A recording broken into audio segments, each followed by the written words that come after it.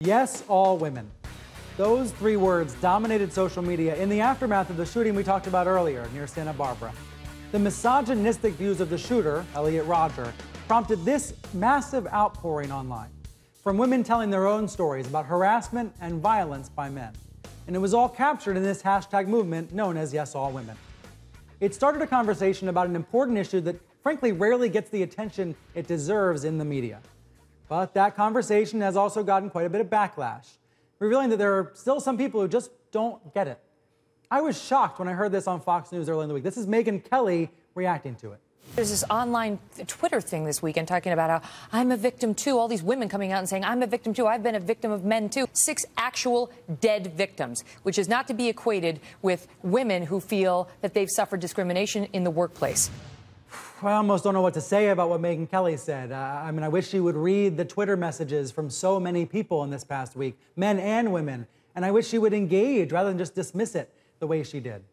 We're not going to do that here. We're going to talk about it in a serious way. I want to talk about what the hashtag movement means, and more importantly, what the backlash says about our culture.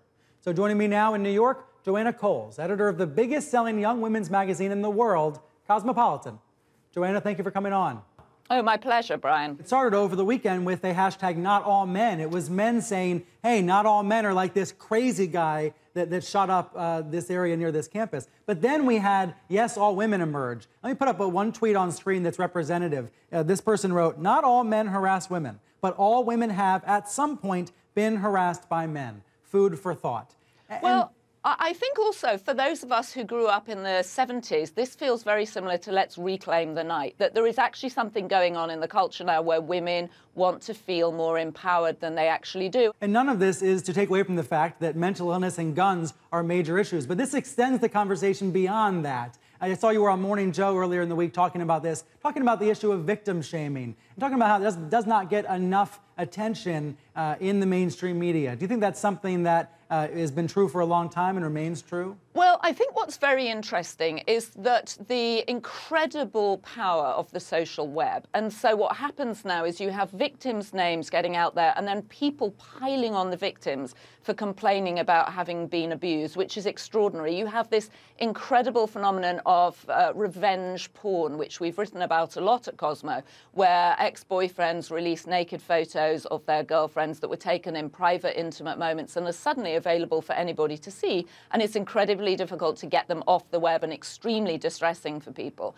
So there is this sense in which this disinhibiting factor of the web, the sort of disconnection that one feels without someone in the room, allows people to do something. And the technology is so fast, we haven't got laws to keep up with it, and people don't know how to react to it. And I think the sort of meta noise of this is really impacting young women and young men. That's the dark side of the internet. The bright side is that people can make their own media. They can tell their own stories in a way that they couldn't before. And that's why I was so happy to see this outpouring of people's stories this week. As hard as they were to read, at least they were able to get attention in a way that they weren't able to maybe 20 years ago.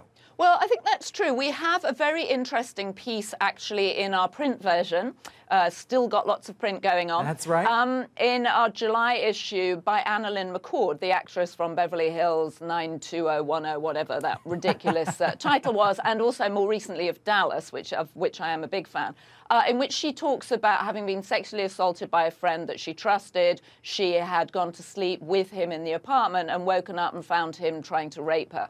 And it's a very distressing, extraordinary story. It started in her a downward spiral, which ended up with her actually thinking of suicide and having to reach out and get help. And since the story went online, there has been an extraordinary outpouring around it of people saying, A, she's fantastically brave to write about it, and B, a lot of people saying, well, how extraordinary, because this happened to me too. So I do think the ability to be able to share things that felt very private or scary or that you were ashamed of is an extraordinary strength of the web. And we've certainly seen that coming out around this very strange and, emotional story from Annalyn. Joanna Coles, thank you so much for joining me today. My pleasure.